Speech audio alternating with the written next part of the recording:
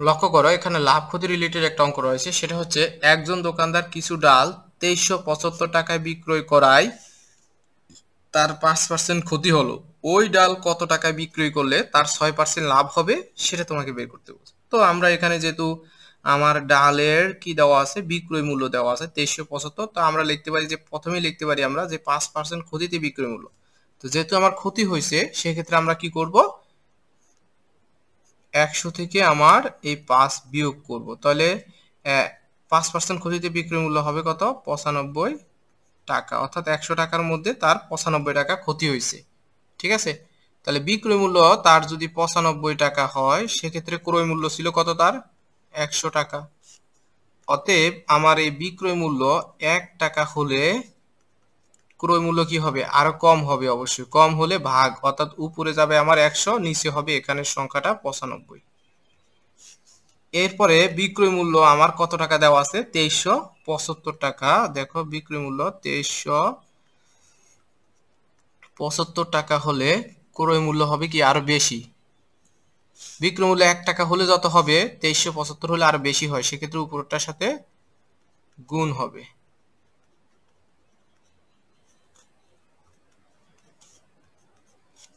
এখন এটাকে যদি আমরা ক্যালকুলেশন করি সেক্ষেত্রে আমার হবে কত, আমরা একটু লক্ষ্য করি যে 2375 গুণ 100 ভাগ হচ্ছে 95, সেক্ষেত্রে আমার আসবে 2500 টাকা। ঠিক আছে, 2500 টাকা আসবে।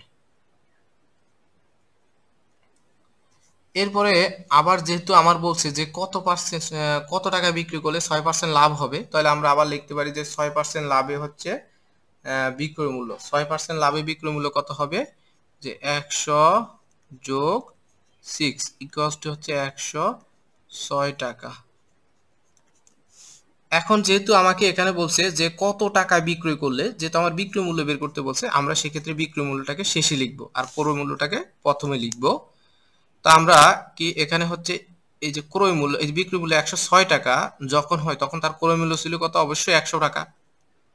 তাহলে ক্রয় মূল্য 100 টাকা হলে বিক্রয় মূল্য হবে 106 টাকা। অতএব ক্রয় মূল্য 1 টাকা হলে বিক্রয় মূল্য আরো কম হবে, সেক্ষেত্রে আমার বিক্রয় মূল্য হবে উপরে হবে 106, নিচে হবে 100। অতএব ক্রয় মূল্য আমার কত আছে, দেখো এই যে ক্রয় মূল্য আমার দেওয়া আছে 2500, যে ক্রয় মূল্য 2500 টাকা হলে বিক্রয় মূল্য হবে আরো বেশি, সেক্ষেত্রে হবে 106 গুণ 2500 ডিভাইডেড বাই হচ্ছে 100।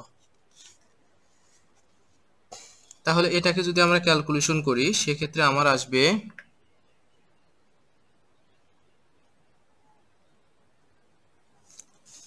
2650 টাকা। তাহলে 6% যদি তার লাভ হতে হয় সেক্ষেত্রে বিক্রয় মূল্য তার হতে হবে কত, 2650 টাকা।